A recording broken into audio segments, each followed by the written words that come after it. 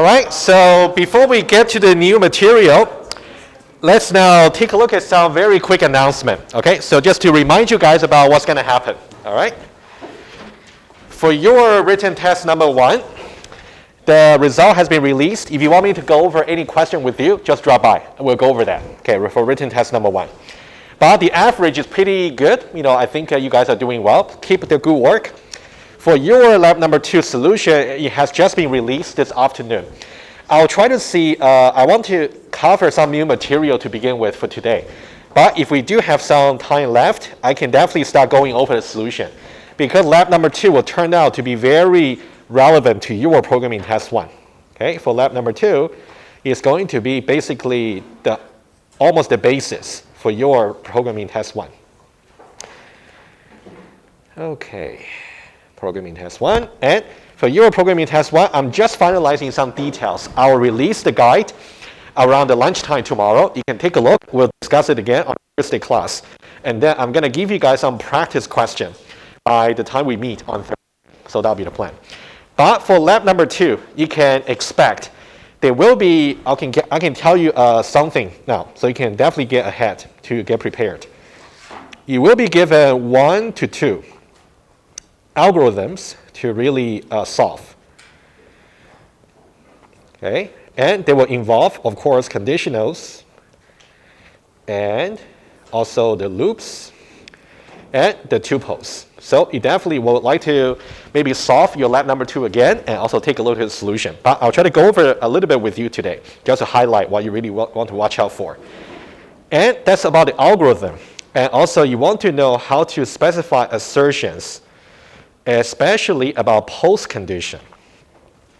I would say if you can somehow understand what's going on in the actual solution, so don't feel too bad if you couldn't really come up with them when you were attempting this actual assignment. I would say some of them are quite tricky to get. But I would say learn from the solution. And in the actual test, you might be given something similar or slightly easier.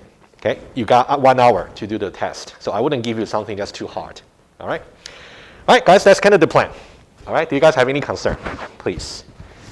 Well, today seems a little bit quiet, right? But we'll see. But as we move, we just finished the first half of the course. We got another half, but you'll go by very quickly. We'll see how much we can do. All right, so today, I'd like to continue from where we were before the reading week.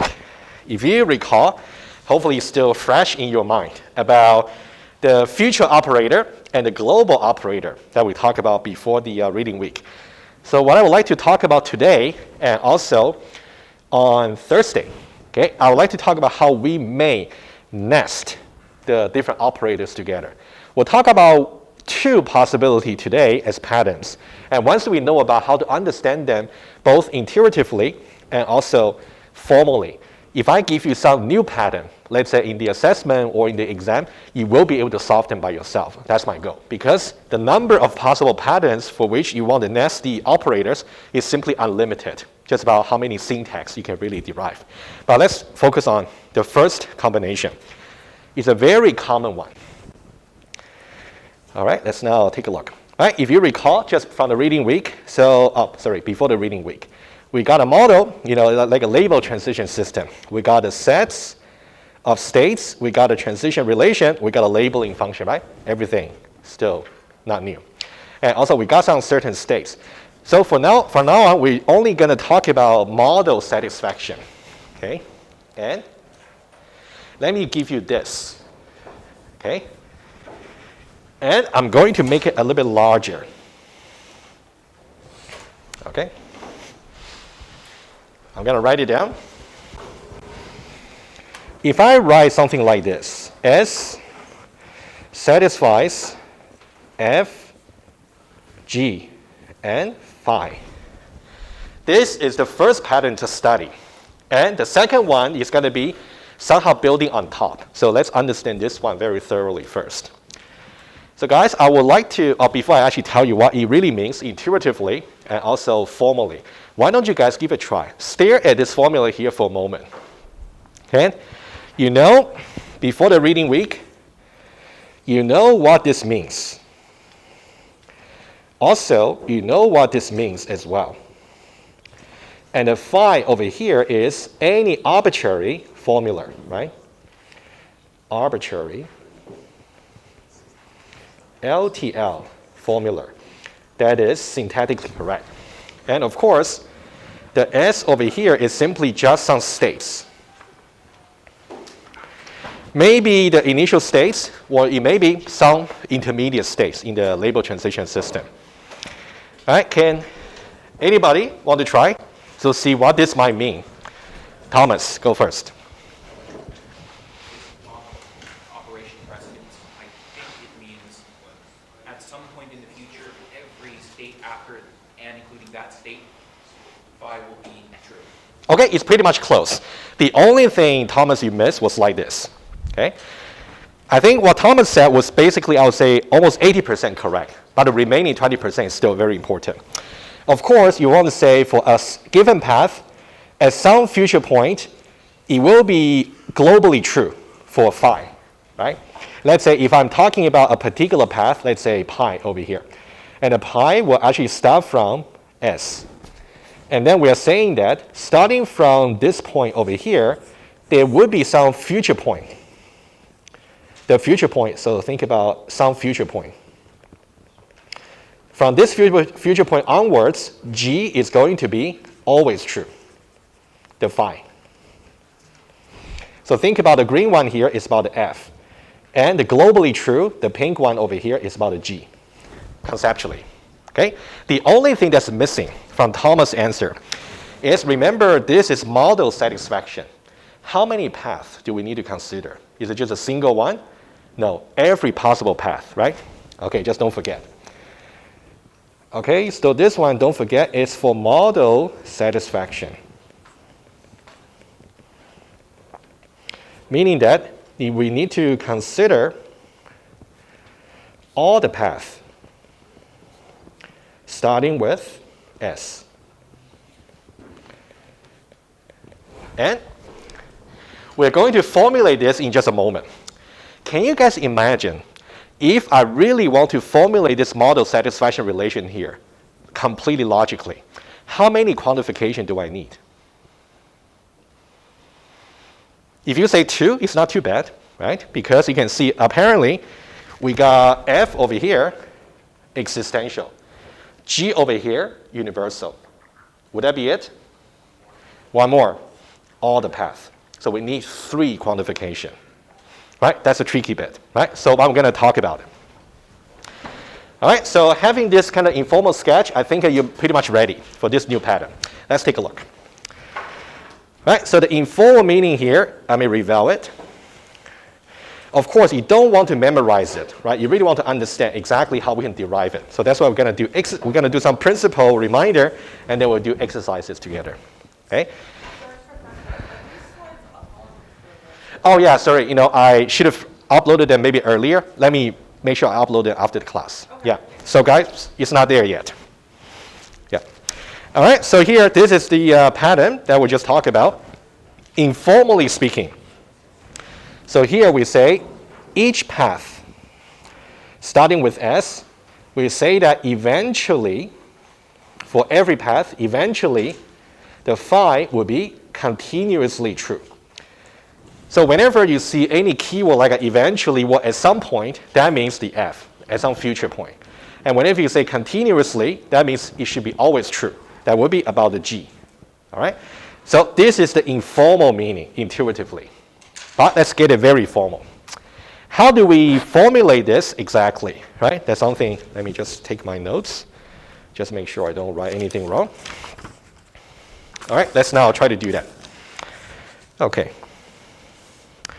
So what we want to do is to formulate this completely. Let's start with the first part. For each path. Okay? So we're going to say for every pi. And pi should be starting from S. And the remaining part we don't care, right? So this will be the first level. Okay? And then we want to say eventually at such pi. So let's put a parenthesis over here just to say. Okay? And eventually it's going to be exist, right? So there exists some point. And if you guys remember, the way we try to refer to each individual state in a path is by referring to its index, starting with 1. Okay, let's try that. So we say there exists maybe some I, and then I should be larger than or equal to 1, right? And, okay. And the final part over here, what I just said here was the eventually part. And the final part is, I want to say for that particular path, starting from that point, phi is going to hold continuously. So the final bit is over here. Okay? And let me write it down, and then I will explain once more. We want to say, for every, can we just reuse the I here just again? Maybe not, because we want to say, given a particular, let's say this. Think about this is the path. Let's say this is a single pi that we're talking about. We're saying that there exists maybe certain I. And then, starting from this point over here, every possible value of j is such that the phi is going to be satisfied. That's visually speaking. Okay? So what we should do here is we're going to say for every j, we're going to use another variable to say, starting from I, everything onwards is going to hold phi. And then j larger than or equal to I. All right? And that implies the final bit, which is phi. Okay, I'll let you guys digest. Okay? Because this is the very first pattern we are trying to study. Later on, whenever you're given maybe some pattern you haven't seen before, this will be the way to formulate it before you can understand how to answer a question. Gerard first, and I'll get to you. V implies pi to the power of j. Absolutely. Sorry. Yep. Thank you, Gerard. Absolutely. That should be pi to the power of j for sure. Satisfies the phi, of course. Okay, that'll be the complete formulation. Yes, question. Yeah. So could you explain what does I represent and why is it bigger than 1? Okay, sure. Yeah, exactly. So, first of all, we're saying that, so this is a model satisfaction. So we want to make sure every path, such that the path, if they start with the state S, so let's put S over here, the very first states here must be S. Otherwise, we don't care about the path. Okay? And then we're saying that for every such path pi that start with S, there will be eventually some point. So when we say eventually, that means there exists certain point I. From this point onwards, for every j that's larger than or equal to I, from this point onwards, the phi should be satisfied. And why does it have to be A larger than or equal to 1? Oh, it's because the way we refer to, if you remember, this will be, if you remember, the way we refer to the state will be, this is S1 and then S2, S3, etc. So the indices of the path, of the states in the path will start with 1, not 0.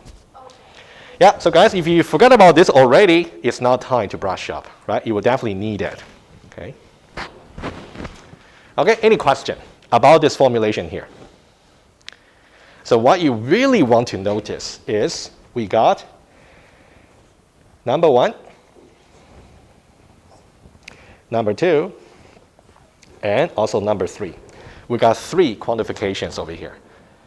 All right, some very important exercises for you to really make sure you understand is to think about, in order to make this entire predicate, either to prove it true or disprove it, what should we do?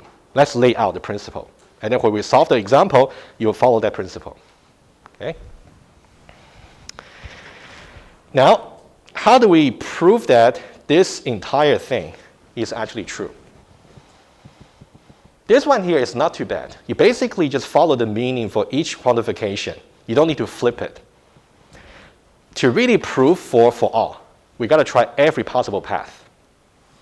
And then for each such path, we have to find such I. And then once we find the I, we want to find that is there some j that's larger than or equal to I, onwards, all this is going to satisfy. Right? That's kind of the process. Let me write it down. Okay. Number one, you want to consider all path patterns starting from S, right? That's the states we're talking about. And number two, so you can think about this part over here is talking about the for all. The second part here, we are addressing this existential quantification. Find such I. Okay, find the I. And what's so important about the I? The I is such that, so number three, I'm going to address the for all. Over here. Each states subsequent to ith states satisfies phi. And that's really what this is saying. And when I say subsequent, and don't get me wrong, this also includes including the ith states. Right? That's exactly what this is saying over here. So for this particular path that I'm considering, I want to make sure, starting from I over here, including I itself, all the subsequent states will satisfy phi. If I can argue such pattern here for every possible path, in that way, I can prove it. And we'll see some example later. All right, guys, any question? Chidalu first, and I'll get to you. You know how you have to prove like for all possible paths? Yes. Does it mean that all possible paths take the same I? Nope. Very good question. It's very different. Yes. Very good question. Chidalu's question goes like this. Let's say, for example, so guys, imagine this. Let's say, hypothetically, if this is a start states, and if there are, let's say, two possible patterns, one is here, the other one is here. Okay? Let's say when I try to do number one, I have to consider both patterns. Okay? And then number two, I need to find such I. Let's say if somehow I can say for path pattern number one, I can find maybe I being over here. Let's say I is equal to maybe 2, let's say. Does it have to be a 2 again for another path pattern? No, it doesn't have to be. They are completely independent. For each path pattern over here, you need to find its own I and J. You don't need, they are not related to each other. Okay, let me write it down specifically. It's a very good point. Okay, so I thought there might be some common confusion. So for I here, and for the J over here, okay, so these are specific to the pi being considered. They should not be used across all the possible path patterns. Okay, you will see that. Hey, you had a question too, right? Oh, sorry. You had a question too? No, yes. The same question. Very good. Yeah. All right, so that's about how you can prove it. Basically, follow these 3 steps, which will correspond to the 3 quantifiers we have. Right? How about disprove it? When you talk about disprove it, somehow you have to flip the quantification, right? Very, okay, I'll let you look at the formulation again. Anybody would like to try? How do I disprove it? Anybody other than Thomas? I would love to point to you, but just in case. Anyone? Okay, everybody wants you to say. Go ahead, Thomas. What will be the way to disprove it, please? Considering all paths starting from S still.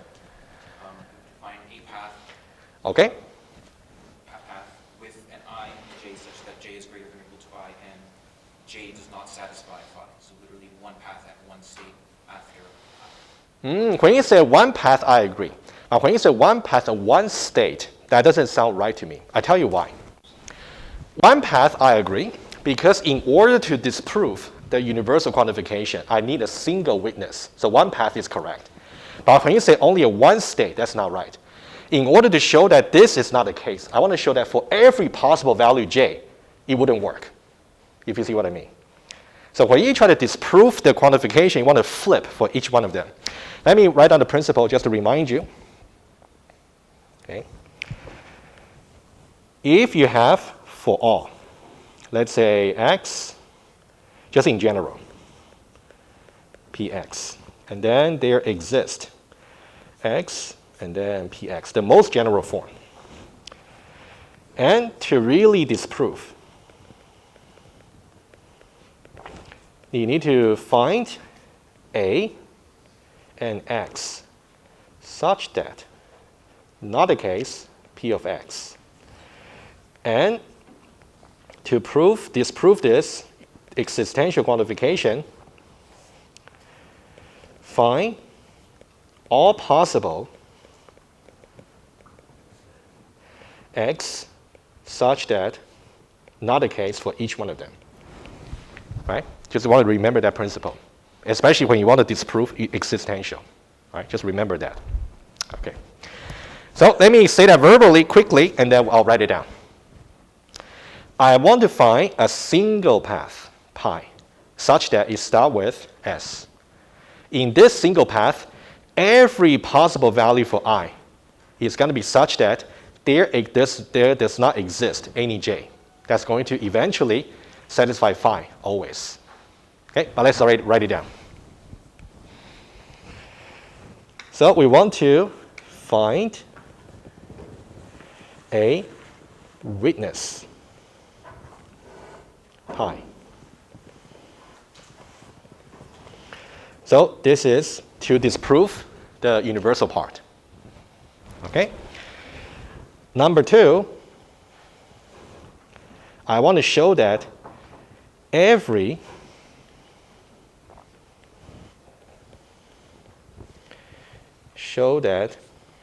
for each states in pi. When I say for each state in pi, that means I'm considering all the indices starting from 1. Okay? This will be number 2. Number 3, I want to somehow address how to disprove this. Okay? Number 3, there is one subsequent states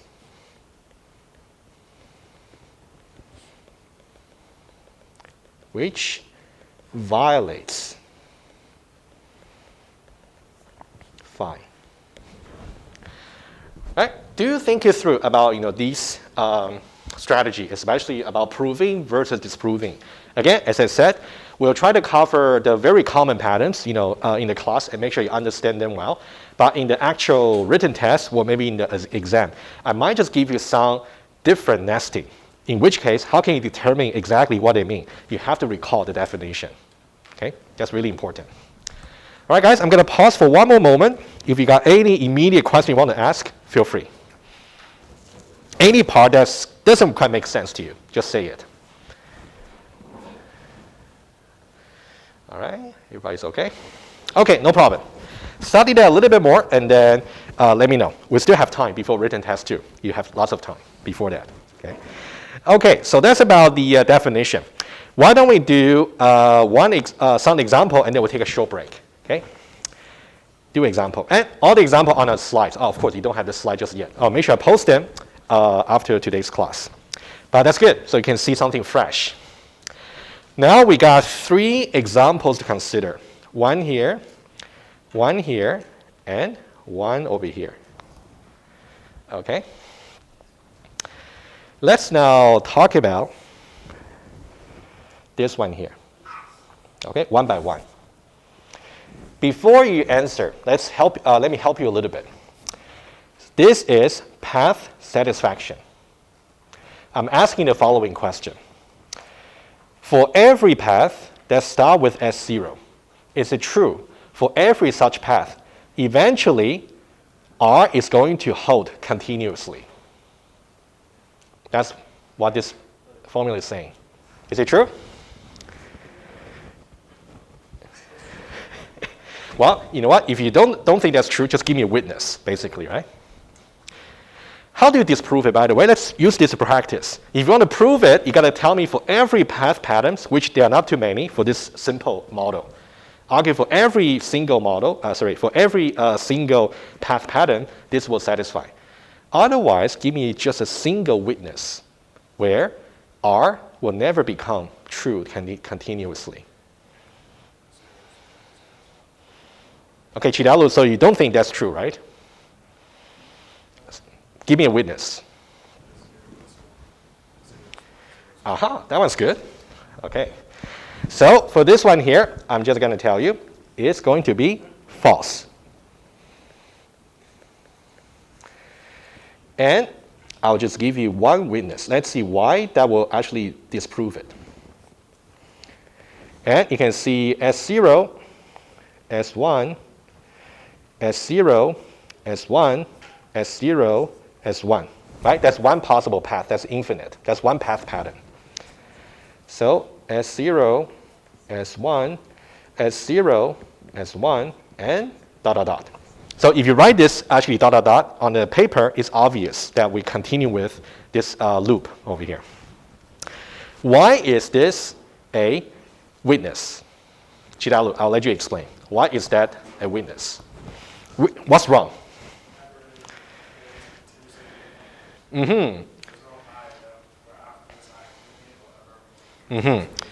Exactly. Because what's really important is about a GR over here. If you think about a GR over here, if you look at this one here, R does not hold, right? But the problem is, well, actually, okay, let me say it again. For this state here, R does not hold. And for this state here, R does hold. But it's not useful. Because when we talk about GR, that means at some point, every state in the path is going to hold R. But it's never possible because you always need to alternate between this state, which does not satisfy R. Okay? So in this example, F is kind of irrelevant. Sorry, say it again. In this example, F is kind of irrelevant. In some way, well, because it's more like a simple model, so you might feel that it's not really relevant. But you're right. So I think in some complicated example, you may still have to go through a little bit more states before it's clear whether some phi can actually hold continuously. I would agree. In this particular example, F seems to be irrelevant, but it's actually relevant. Okay. Okay, I do see your point. All right, guys, let me write down some observation for you, and then we can move on to the next one. Okay, you can think about for the S0 over here,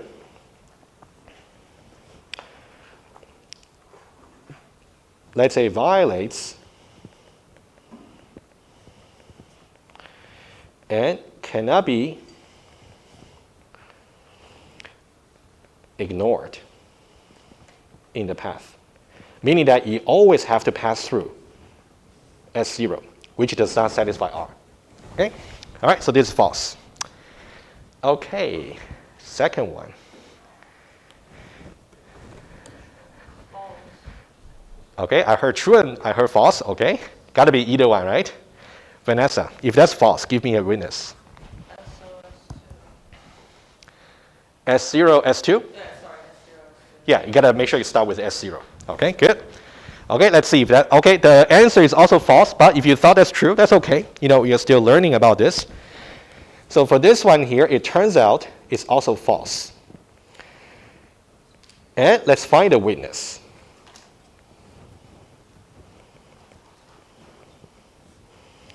And the witness is going to be S0, S2, and then S2, and da da da. And Vanessa, why is that witness? Because after, or at S2 and after, it violates the, P or Q? yeah. So to be more precise, in order to satisfy this over here, we say that eventually in this path, there should be a point, from then on, there should be P or Q continuously true. But the problem is for this particular path, after S0, you basically stuck with S2 in this self loop over here. In that case, S2 will never satisfy P or Q, right? Because S2 only satisfies R. Let me write it down and then to see if you got any more question. So this one here, basically, you will get stuck here, and P, both P and Q are violated. Because you remember implicitly, if you only got R here, that means not P and also not Q. Okay? Question? Does order matter? So for example, if we have G in front of F. Oh, yeah. That's a good question here. Yeah, very good question. The question was, if I change this from FG to GF, would it mean something different or mean something the same? Should be different, right? It would be very nice if it means something very the same. So think about the way we do this. For FG, we basically try to nest universal within existential. For FG, which we're going to talk about maybe on Thursday, we are going to nest existential within universal. Of course, they are not the same. So would that statement be true instead? That one there, let's wait until we get to that point. Because if I tell you what it is, it might just confuse everybody else. I would say for today, let's focus on just FG, just for today. All right? Yes, question? Which part? You mean the second example or? Okay, sure. Let's talk about this one here. If I got FG and then some predicate here, right? The way to interpret this is like this. If you recall how we developed the syntax, right? So this part here should be box first. And then this one here should be box the next. This means at some future point, this should be true. That is, at some future point, from then on, it's globally the case, P or Q. Okay, that's what we are saying. In that case, let's say, for example, let's say we got a path S0, S2, and then S2, S2, S2. Is there such a point that we can have the P or Q satisfy forever? It's not possible. Because once we get to this state over here, we're going to get stuck here. We always get S2. But S2 itself does not satisfy either P or Q. It violates both. So that means it will never be the case. Okay, so we first look at like the blue box, Mm-hmm. and then the pink box. Yes, that's correct. That's how you actually parse, right? The syntax. Okay. So if you're given a new pattern, let's say, later, you have to first apply your skill from the syntax lecture about how you can box the formula to see which one to look at first for interpretation. And then you're going to see what they will really mean formally. Okay? All right, guys, one more. Psychologically, we have seen 2. That's actually false, right? Do you think this might be true, or I just give you 3 that's false? True. Good guess. Good guess. Okay, but why? But why is that true? Go ahead. Because no matter what path you take, P or R will always be true. P or R is always true? Yeah, that's pretty much right? Okay, let's be a little bit more formal here. Okay. You know, I can tell you that if you want to save time, just a multiple choice. This is how I would look at it. I just don't want to say a long word salad. Uh-huh. Yeah, for sure. I'm pretty sure you know. I'll see that in the exam. Yeah. Yeah, of course. Absolutely. Which I'm going to write down exactly what you said, just for your classmate as well. But before that, let's think about, in our mind, how we can tell. Because P or R is actually satisfied, number one, P here is satisfied. And for this one here, R is satisfied. In this one, R is satisfied. So P or R is somehow satisfied for every state over here. So that means it doesn't really matter which path you might consider. P or R is always continuously satisfied. So that's why this will just be true quite easily. Okay, but I'm going to write it down. Okay, this one here is going to be true. And let's see. So you want to consider different path patterns. Okay, let's now write them down. For number 1, question. But the thing is, there's an infinite number of paths. In, Between S0 and S1, how many paths you want, and then anytime that's true. So I would say in this case, we just can argue about the common patterns over there. I know sometimes there might be sub-pattern, but let's not worry too much. For this example, it's quite obvious. I think it depends on what example you might be given. You may have to argue some sub-cases. It really depends on the cases. Yeah. Chidalu. But I was talking to Jordan too. Yeah. If S like satisfies G of phi, then it must be true that S also satisfies F of phi. Oh, that's true. I agree. So if I heard you correctly, you're saying that if somehow, let's say hypothetically, let's say we get rid of this. If this one is already satisfied, that should really mean at some future point this satisfied. I think that would be the case, but FG is just a common pattern people like to write to really emphasize. I want to make sure at some future point it will just, it's different. No, it's different. I tell you why. If I say this G phi versus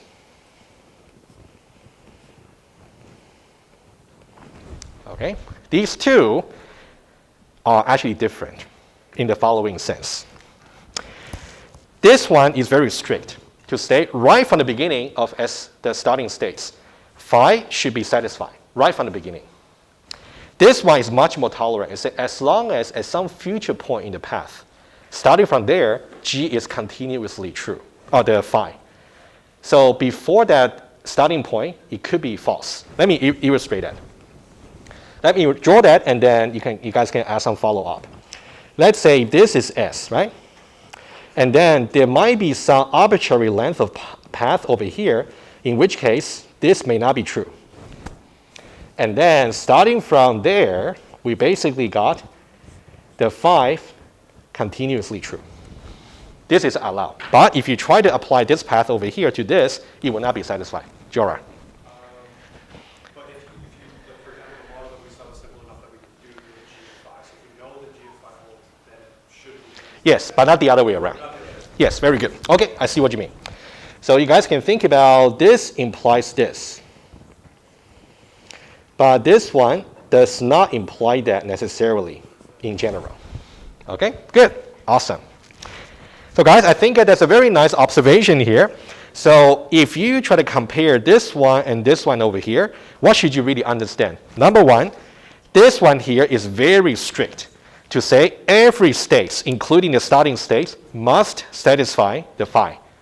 On the other hand, for this one here, we're only requiring at some future states, maybe far away from the beginning one. Starting from there, we have the phi continuously true. Before that, it is okay for the phi to be violated.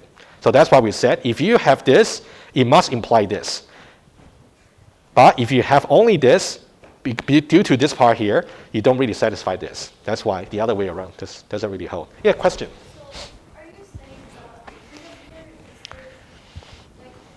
as long as it satisfies the global, somehow it's going to satisfy the future? Yes, that's true, but not the other way around. Yeah. If you say it satisfies the future G, that means the future might be very far away. It wouldn't satisfy the global right away, right? Because global must be right now. Exactly, for all states. Yes, that's right. Question? Does this mean that there can't be like a transition that goes back to S, like after G5? After G5, it depends on the model, of course. All we are saying is whether, okay, it's kind of not really relevant here. So the question was, does it really matter if somehow I got maybe S over here, and then I got to some state, and then it comes back? So this would be just one path that we have to consider. Whether or not there's a cycle here, it's not relevant. We have to consider that when we argue it anyway. Okay. Alrighty. All right, guys, let me finish off about these three, and then we can make a concluding remark, and then we'll take a short break. Okay, let's do that. So one pattern we can argue would be, let's say S0, and then S2, and then S2, dot, dot, dot. Basically this one here, and then we get stuck. Another one would be, we can do S0, S1, and then we go to S2, and then S2, we get stuck. This one here, S0 to S1, and then S2, S2, S2, S2. Another path could be S0, and then S1, and then S1, and then S1. Oh, sorry. Got it wrong. S0, S1, S0, S1, just alternating. Right? This one here. This one here. Yeah, for each one of them, because you know that each one of them will involve the states S0, S1, and S2, always. And we know that all the states already satisfy POR, right? So this is no doubts. It's going to be true. Question? One more path? Okay, tell me about it.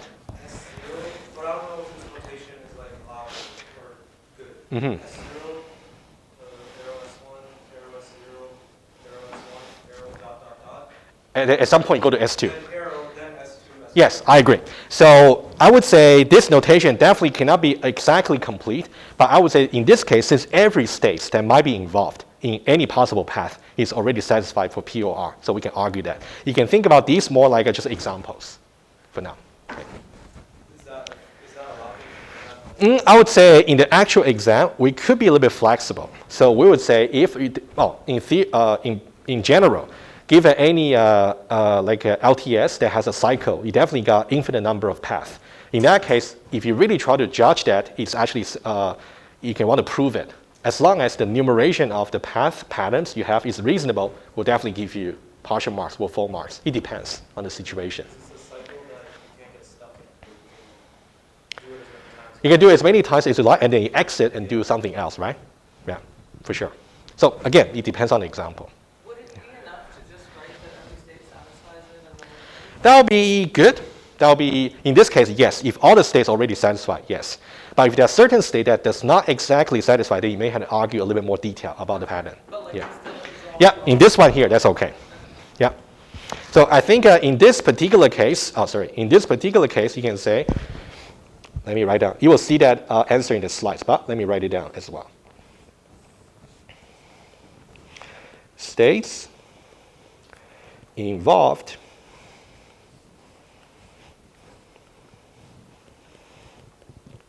in all the possible states, also all the possible paths. Satisfy P or Q. That will be enough, okay? And guys, I would suggest try this one as exercise. What if I change here from S0 to S2? Give it a try, and I'll give you guys a solution later. Okay, try this one. That one should be quite obvious, but it's good to try. Okay. All right, any question before we take a short break? Awesome. Why don't we take attendance, and then we'll let you take a break. All right. All right, I'll just start the class, and then you guys can just check in. The poll. And then,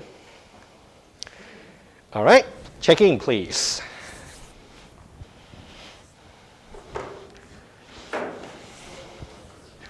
Yeah, if it doesn't work, as usual, come forward, and then I got a sign-up sheet for you.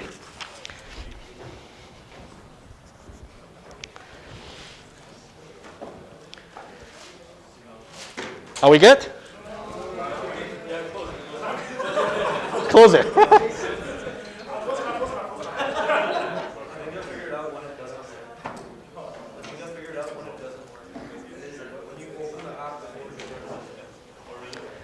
All right, take a 2-minute break and then come back.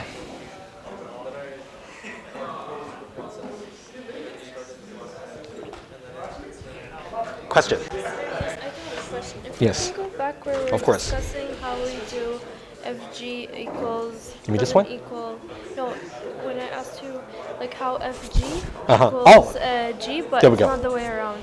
So can you explain why it doesn't equal the way around? Yes. So if you think about this, this is a very nice diagram here. So this diagram here, oh, Thomas, bring your pen and then sign. Okay. So if you think about, let's say this one here. This one is saying, let's say that this is a path. It's a general path that will start with S. Yeah. And then we're saying that at some point from the green, before that, phi does not need to be satisfied. Just at some point, future. At some point in the future, starting from there, phi is going to be true. for every subsequent states. But then once this is satisfied, doesn't that mean this will be satisfied like automatically? Yes, it will be. It will be. So that's why. Okay. So thinking this way. Do you agree? For this general path over here, if every path goes like this, it would satisfy this formula. Yeah. Good. Now, would this path satisfy this formula though? I think so. No, because there's one here. Exactly. So that's why we said satisfying this, which could be that, does not necessarily satisfy that. Where is this coming from? Do you mean this one is like between the F and the G? Is that what, like, where is this exactly? Yeah, so F tells you that at some future point in the path, Yeah.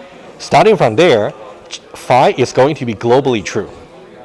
Okay. It's telling you that, right? So this is perfectly fine for this pattern. Okay. But this one is not going to be fine for this. Okay. Because this one here, you can see these kind of states will not satisfy phi. Okay. Okay, that's why this one is much stricter than this. Okay. I think with more Okay, exercise, that would get- think a little bit more. Yeah, that's okay. Good.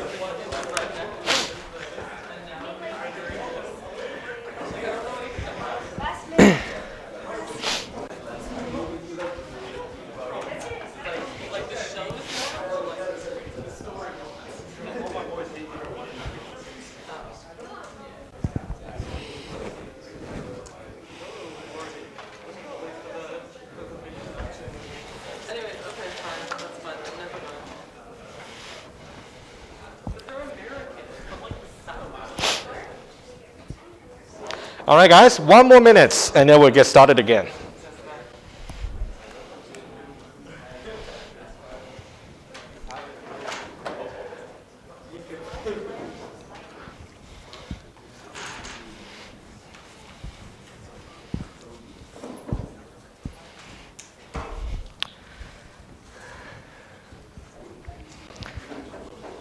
Yeah, I believe the exam schedule is going to be released very soon for the exam.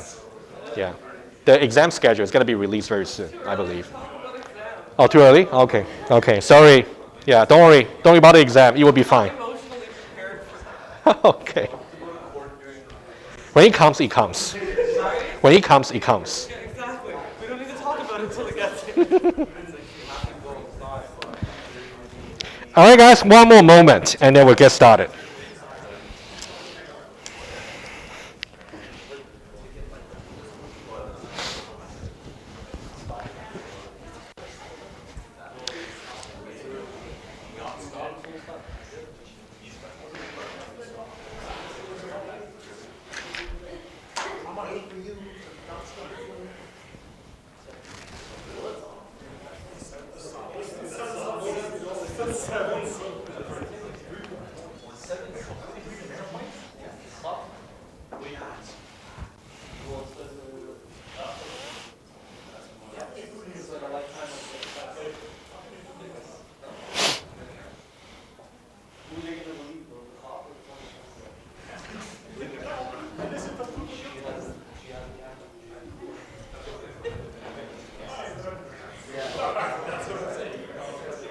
All right, guys, let's get started again, please.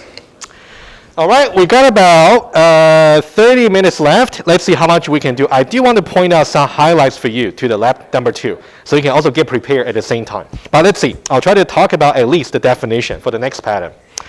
All right, before the break, we finish this pattern over here, FG, and everything you will see on the slide has been discussed, so you didn't miss anything. Okay. And let's talk about pattern number 2. Okay. Again, given some model and given some states, and we're still talking about path satisfaction. Let's take a look at this one. Ready?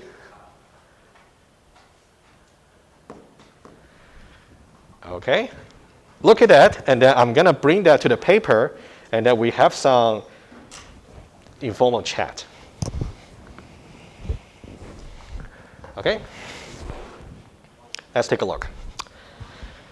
So we still have path satisfaction not path, model satisfaction, beg your pardon. All right, satisfied. And then the overall is implication, but we say F formula phi 1. implies FG phi 2. For your information, this one should be familiar, right? We looked at that just a few minutes ago. But now the complication is, now this becomes the consequence, where the antecedent of the implication is the future operator. All right? Stare at that a moment, and this will be, let's treat this as a whole new pattern to you, of course. Apparently it is. How would you understand it from the quantifier's point of view? How would you understand it? And if you're given this, again, if you're given this in the exam, that's completely new, how would you understand its meaning before you can even start answering questions on that? Go ahead, if you got any thoughts.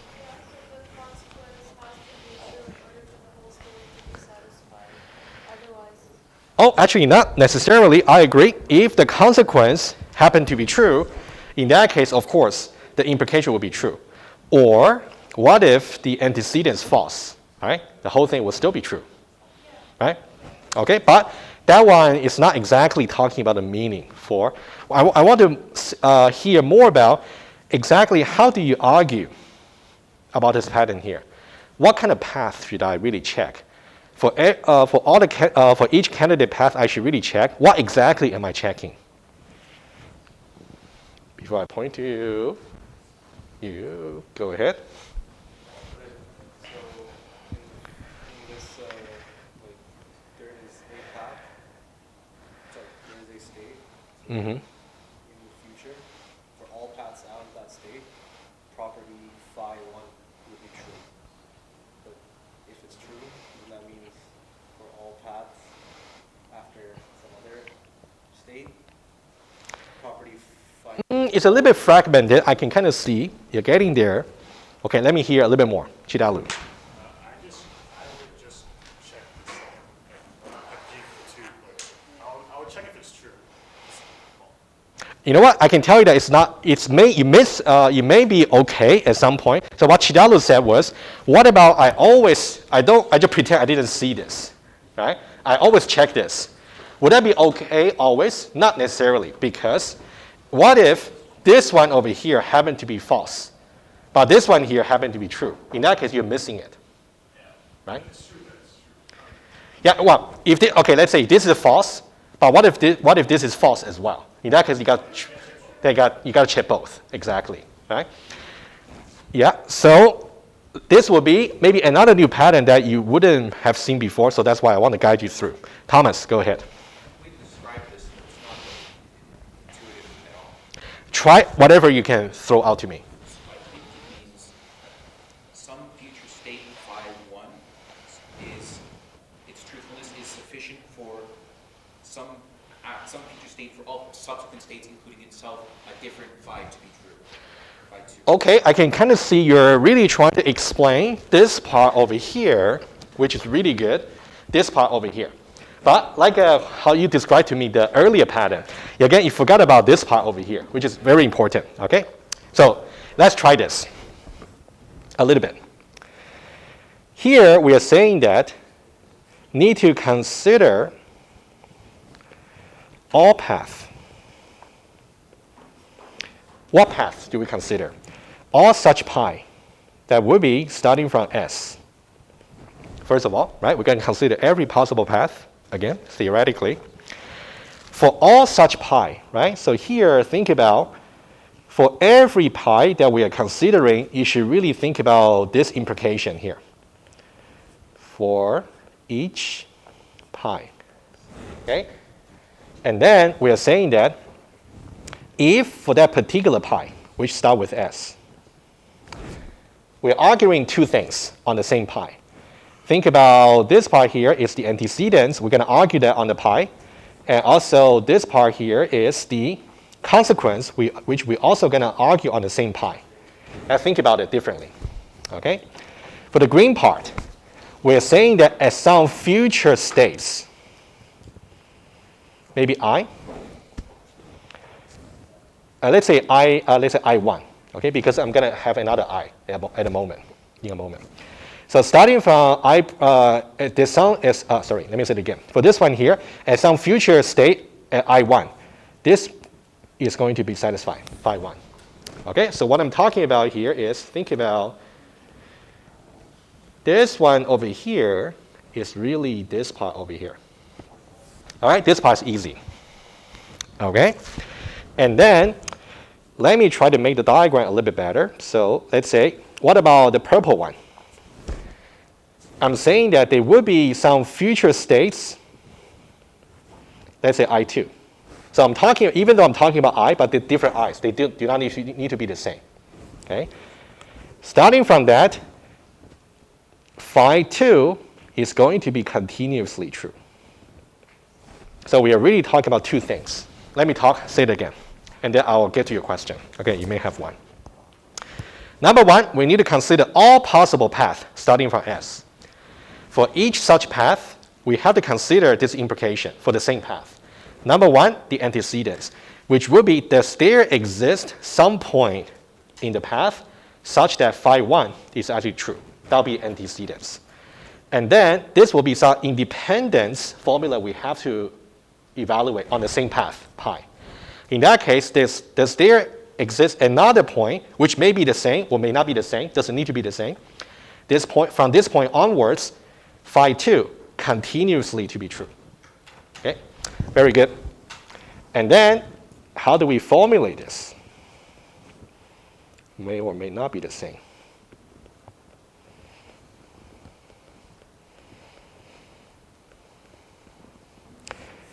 I would suggest we only try to formulate this as a quantified expression.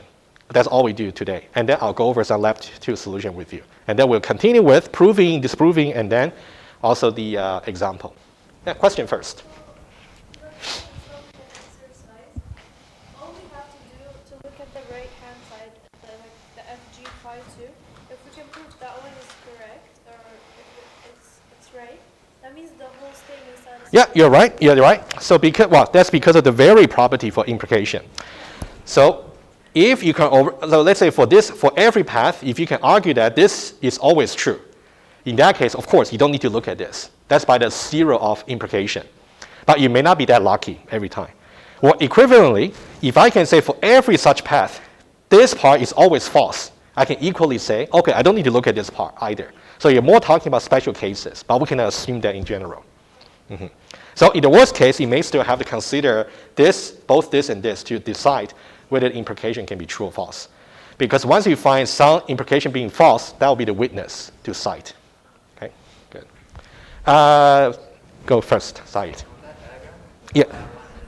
Yes. I was thinking I2 could have been before I1 and still be a Yeah, absolutely. So here, I1 and I2 are completely independent. So what I draw here, just to avoid some overlap to confuse you. So this is one possibility where I1 and I2 are different, and I2 is larger than I1, but it doesn't need to be. They might be the same, or I1 may be smaller than or larger than. Okay, let me just write it down explicitly. In general, it could be I1 is exactly equal to I2, or it could be I1 larger than I2, or it could be that I1 smaller than I2. All are possible, yes. Is it possible to factor out the end? Oh, I don't think so. Because once we see the formulation, you will see that it may not want to factor it out. I don't think that's possible. It looks tempting to do, but don't do it. Okay, right. All right, let's now do the formulation, and then we'll look at briefly at your lab 2. Okay. Question?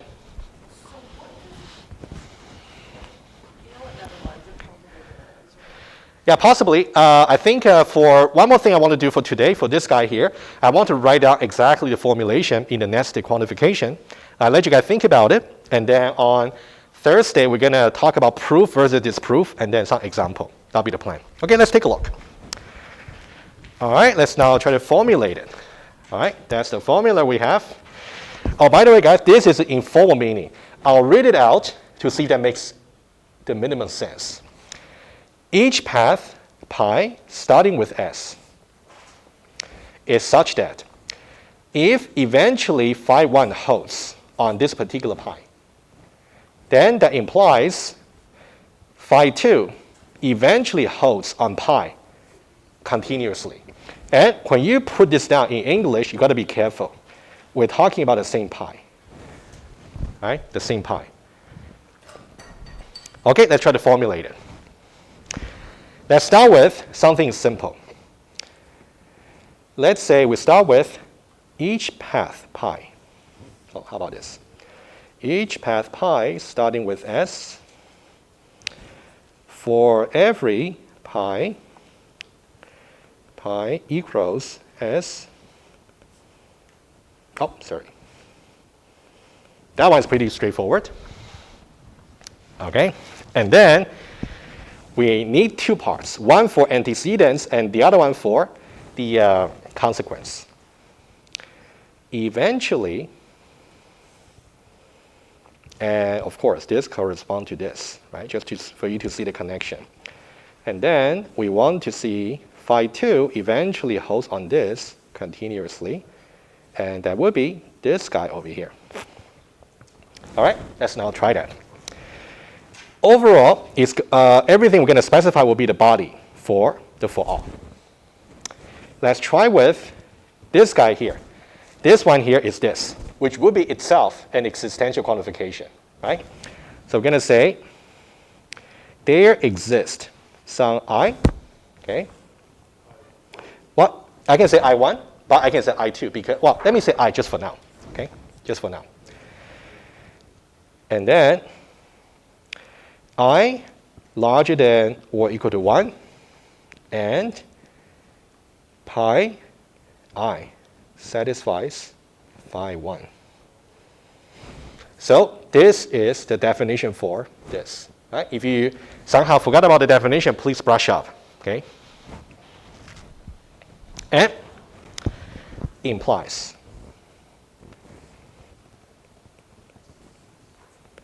Okay? And what should we do for this one here? And this one here is going to be some nested quantification, right? Wow. Wow, wow, wow. Chidal is nodding his head. May not be good, but let's try. Let's try anyway. Chidalu, you want to help us? What should I write? Okay, let me help you. Should I start with existential or universal? Existential, right? Because this one here, right? Existential, they exist I. I larger than or equal to 1. And universal, right? Universal, and then I need J, right? Like what we did before. For every J, and J larger than or equal to I. That implies a question. Should we, sorry, say it again? No, we shouldn't. Because over here, you should really think about this one here and this one here. These are independents. The only thing they share is about this pi over here. Mm-hmm. Yeah, I'll try to maybe look into this a little bit more, maybe on Thursday. I'll let you guys maybe look at this formula a little bit more before Thursday. But it's a very good question. The question was, should we have just a single existential? No, that's what I'm saying. I'm saying, since we defined I above and we're using I below, right, is there going to be a conflict? Like if we were to use this in like TLA plus, would there be a conflict? Oh, I see what you mean. I see. Let me write down as a side notes. Okay, I see what you mean. You were asking whether we can say, let me write it down explicitly. So if I say for every pi, it's a very good question. And then if I say there exists some I, and then I larger than or equal to 1, and then over here, I might say here pi I satisfy phi 1. And for every j, and etc. I think that's what you meant, right? Okay, no, because for this one over here, I can try to reiterate this point a little bit more. I'm just sketching, which might be a little bit messy, but let's finish that. What you're saying about this is like something like this.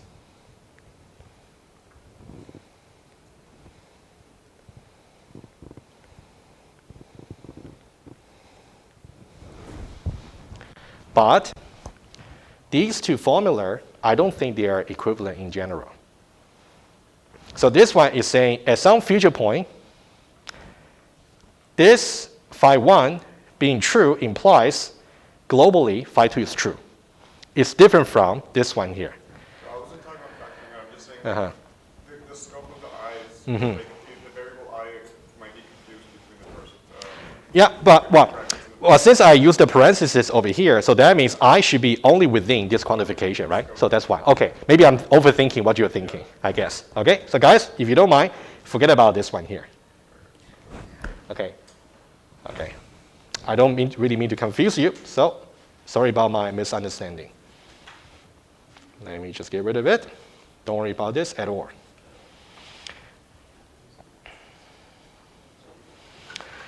Okay. Let me finish this, and then I will give you some recap. So this will be pi I satisfies phi 2. All right, so what should you really notice before Thursday? Okay, try to look at this formula here, try to look at the informal description over here, and look at this final formulation. Right, you can see we got two independent existential over here, which correspond to a future operator and another future operator. And then you can see the I here and I here, even though they are both called I deliberately wrote them. Are they related to each other? Not really, because they belong to independence quantification, right? So let me make a final point and I'll take a question. The I here, okay, let me just not try to make it too messy. The I here and the I here. Different,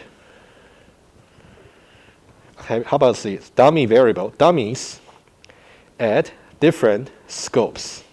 They are not related to each other. Good. So if different is it's not a programming language, formula, you should repeat the same letter to mean two different things? Not necessarily, because, okay, it's like, well, if, let's draw some analogy for programming. It's the same as logic, right? This might be just a method, in which case the parameter is just I. This is just another method where the parameter name is also called I. Of course, you can feel free to say this is I1, this is I2, now, if that might make it clearer for you. But it's because the whole thing is definition. This is not, it's not programming. The whole thing is a definition. It's like it's supposed to be self-contained. It shouldn't repeat one variable to mean the same thing. No. One variable to mean different things. No, they are different variables because they belong to two different existential quantifications. So they really mean something different. There's nothing wrong with having the same name over here. Even though they have the same name, but they belong to two different scopes. So there should be no ambiguity. Okay? Yes, Thomas. I'm not sure what you're saying, and I think you're correct, but I would argue that to avoid ambiguity in the statement, just to make sure it's absolutely clear to everyone. Here I am. You should use some other variable. Yeah. Change that I to J, and subsequent J Yep. to K. Yep. I totally agree. How about this? For now, let me change to I1 and I2, just make sure it's 100% clear. However, strictly mathematically speaking, if you just put I, you should really understand their different scope. Okay, let's do that to make you guys more comfortable. That's not a problem. So what I will do here is this. Okay, you know what? So alternatively, I can say I1 over here, I1 over here, and then I1 over here. And I can say over here I2 for this one here. And also I can say I2, and this also will be I2. Okay, you can feel free to rewrite it. Okay. All right, either way will be okay. All right, so guys, let me make a very quick remark, and then I can talk maybe for 10 minutes about your lab number 2, so I can finish in time. Before Thursday, I would suggest take a look at the complete discussion about the first pattern, which is rather simple over here. And then you can even think to yourself, think ahead. What if I switch between FG into GF? What would it really mean? Think about it. And then for this new pattern here that we haven't really finished yet, review the formulation, just make sure you're convinced, and then think about your answer to these two questions, which we're going to go over the answer on Thursday. And then we're also going to look at this one over here.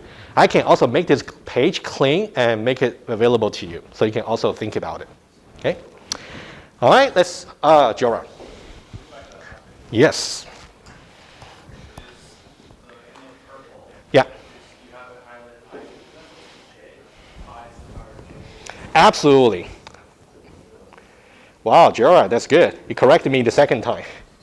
I like it.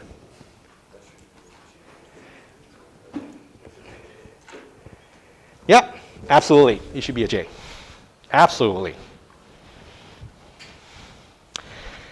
Alrighty, why don't we take a quick look of your lab 2. So I think there are quite many things I could say. I will try to say just a little bit today, so I can guide you a little bit, how you can go over the solution. Go over them, and then we can talk more details on Thursday, so you can get the most out of it. Okay. So first of all, how can you find it? Go to the E-class, and then you will see the lab 2 solution over here. If you download it, it's going to be some. Let me show to you. It's going to be some zip folder. It's going to be a zip file. After you unzip it, it's going to be lab 2 solution. And you got 1, 2, 3, 4. You got 4 module files. Each one of them has the extension .tla. This is more or less what you will have to do next week for your programming test 1. Of course, you wouldn't have to do 4. You might have to do either 1 or 2, around that range. Okay? But let's now take a quick look. I'll give you some guidance, and then there will be some detail I would like you to think about first, so you appreciate more about what the assertion is saying. Otherwise, you wouldn't know how to write your own assertion on the actual test. All right, the easiest one, rock, paper, scissors. That one there is actually rather straightforward. Okay, so when you look at the solution here, oh, guys, by the way, for the actual programming test, when you refer to the guide for tomorrow, you will be expected to create everything from scratch, which means you will be given nothing to start with except for the instruction. You have to launch the TLA Plus toolbox and then create a module by yourself. All right, hopefully that's not too bad. Okay, so bear with me, 8 minutes. Okay, no more, no less.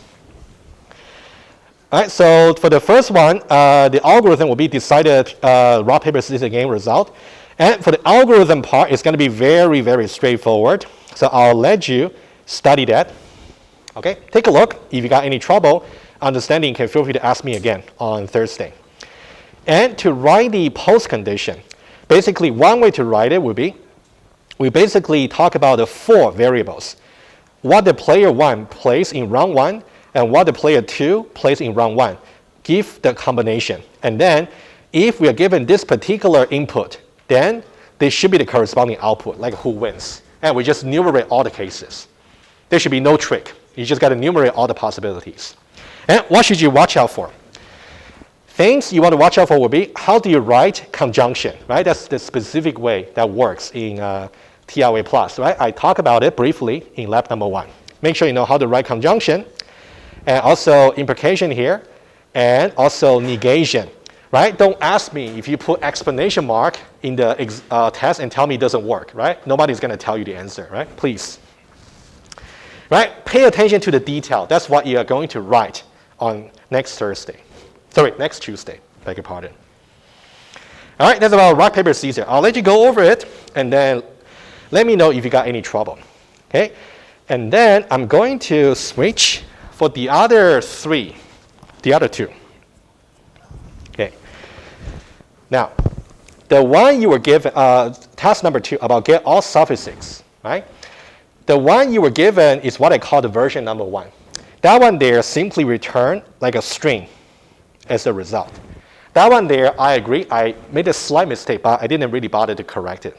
But for this particular one, if you only return a string, it's difficult to really write some very nice post condition to argue on the string. So if you were already able to figure out how to write this for your lab number 2, good for you. I think you definitely learned something.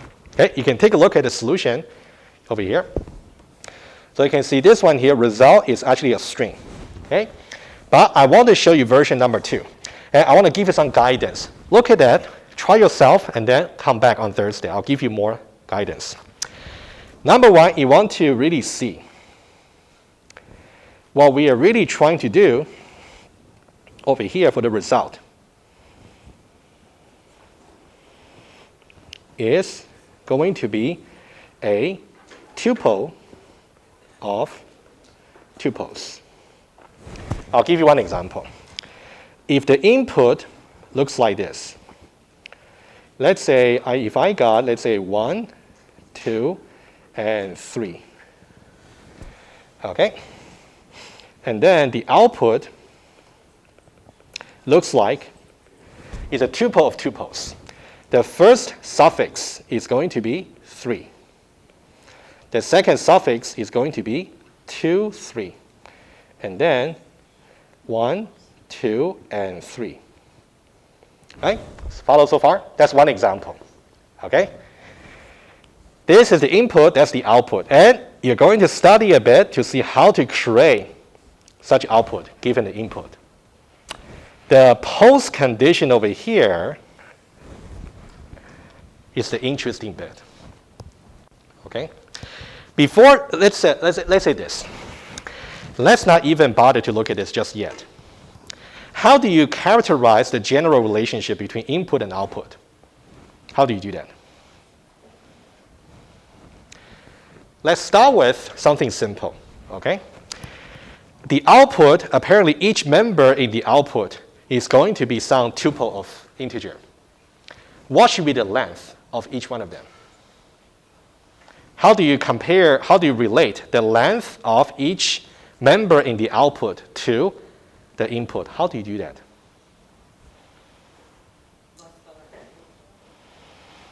Not really. I want to be, when you say less than or equal to, that's not precise, right? You know what? Let me do something here. 1, 2, 3 could be a little bit confusing. All right, this is something I want to give you a little bit guidance today, but I really want you to see exactly how. Let me say this. Let's say 23, 46, 69. So this will be 69, 46, 69, and then 23, 46, and then 69. All right? So you can see the first member here, second member here, and third member over here. Let's just talk about the length. Thomas. Maybe the answer is the relation is the length of the result is, let's for that one instance, the length of the input array minus the position in that input array plus 1. Something like that. Something like that. Right?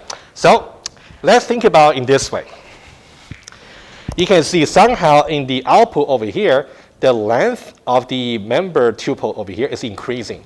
Length 1, length 2, and length number 3. So now if I want to start with, if I write some quantification over the input tuple, I'm going to get exactly 1, and then 2, and then 3. Okay? That's what you will see exactly over here. Okay? So guys, I would say before Thursday, on Thursday, I'm going to use some complete example to explain to you, but before that, challenge yourself to see how you can read this. Okay? Exercise before Thursday. Okay? All right? Okay, let's now talk about the final one, the get right shift. Okay, that one there. And the highlight will be how to use a modulo operator. But I tell you what the tricky thing is. Again, let me give you one example. Oh, 1 minute, right? Give me 1 minute or 2. Okay, I'll do it very quick. Let's say this is the input, and this is the output. Okay, so if I got 23, 46, 69, 101. Let's say shift to the right by 1. Shift to the right by 1. That means 23 will go to 23, and then 46, 69, and 101. I'll tell you what the tricky part is. Indices will start with 1. So 1, 2, 3, and 4. And 1, 2, 3, and 4. So what you ought to know is something like this. Index 1 is corresponding to index 1 over here. Index 2 over here. Index 2 is corresponding to index 3 over here. Index 3 is corresponding to index 4 over here. right? And also this index 4 is corresponding to this index 1 over here. Somehow there's a wraparound. However, you want to really try yourself.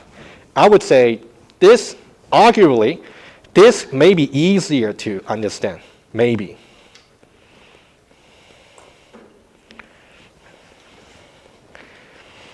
Try to understand the second version. The TA wrote this version. I found it quite confusing to myself. Maybe that's my problem. But I wrote this one. I thought that might be easier to understand. You try both and see, tell me which one you might like more. Okay? Either one is okay. Right? So the way to understand this is to see exactly the correspondence, which I am drawing over here.